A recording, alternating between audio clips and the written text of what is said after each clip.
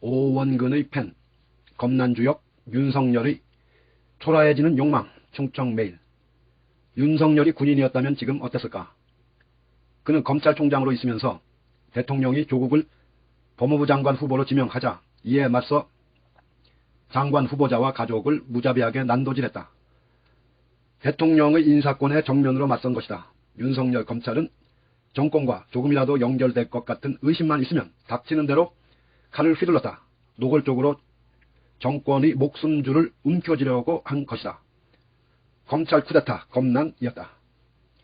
그러나 윤석열 검찰은 정권의 목숨줄을 잡을 만한 사건은 만들지 못했고, 그런 사건이 나왔더라도 대통령에 대해 직접 칼을 겨눌 수는 없다.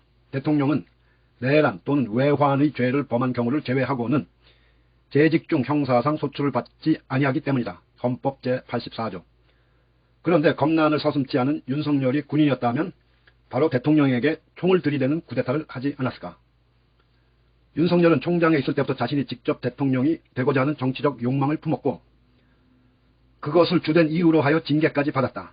심재철 서울 남부지검 검사장은 지난 19일 윤석열의 징계 취소 소송 사건 증언에서 저는 전체적인 징계 과정에서 총장의 정치적 중립에 대한 신뢰 훼손을 가장 중요하게 봤다. 국민으로부터 총장이 정말 정치적 중립을 지켰는지 보면 총장 자격이 없는 거라 본다. 윤석열이 일으킨 검난은 그가 총장 옷을 벗었지만 아직 진행 중이다. 윤석열은 재헌절인 지난 17일 광주 5.18 국민묘지를 찾아 비석 앞에 쪼그리고 앉아 눈시울을 붉히고 3.1운동 4.19 정신을 비춰보면 5.18 민주화운동 정신 역시 자유민주주의를 지키고자 했던 숭고한 정신이다. 헌법 전문 수록에 적극 찬성한다고 했다. 아주 엄혹한 시기 독재에 맞선 광주 시민들이 숭고한 정신을 이어가겠다는 뜻으로 읽히기를 바랐겠지만 부당한 현 정권에 맞서 외롭게 싸우고 있는 자신과 5.18 광주 시민을 가당찮게 동일시하면서 나름 자연스럽게 눈물을 흘린 것은 아닌지 모르겠다. 그런 그가 지난 20일 대구를 찾아서는 지난해 코로나 방역 초기 대구의 대응을 높이 평가하면서 대구가 아닌 다른 지역이었더라면 정말 질서 있는 처치나 이런 진료가 안 되고 아마 민난부터 일어났을 거다 하는 얘기를 할 정도라고 했다.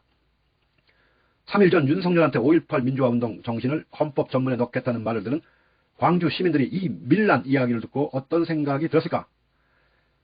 대통령이 되는 욕심에 가득 찬 윤석열의 진짜 마음에는 5.18은 시민들이 무질서하게 자신들 이익만 추구한 밀란에 지나지 않는다는 것이 무의식적으로 터져나온 게 아닐까.